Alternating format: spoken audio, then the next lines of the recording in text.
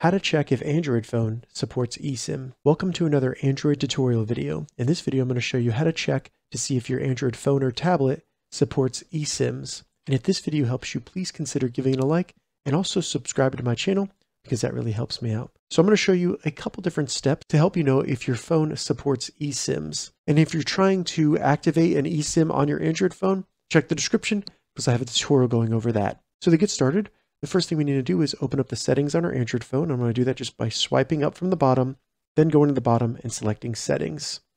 Once you're in the settings, the most sure way to see if your phone supports eSIMs is to scroll all the way down and select About Phone.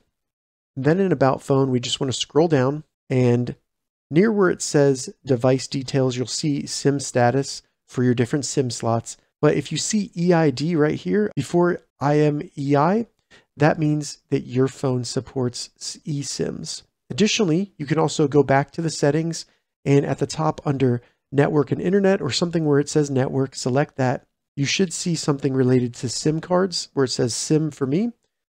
Under here, as you can see, it says download a new eSIM. If you don't have anything like that, you can just go into the settings on your Android phone and search eSIM. And really, if anything comes up, that means your device supports an eSIM. All right, so that's how you check if your Android phone supports eSIM. If you have any questions about this, leave a comment below. I'll get back to you as soon as I can. If this video helped you, give it a thumbs up, and please consider subscribing to my channel, Engaging Gadgets, for more gadget reviews and tech tutorials. Thank you so much for watching.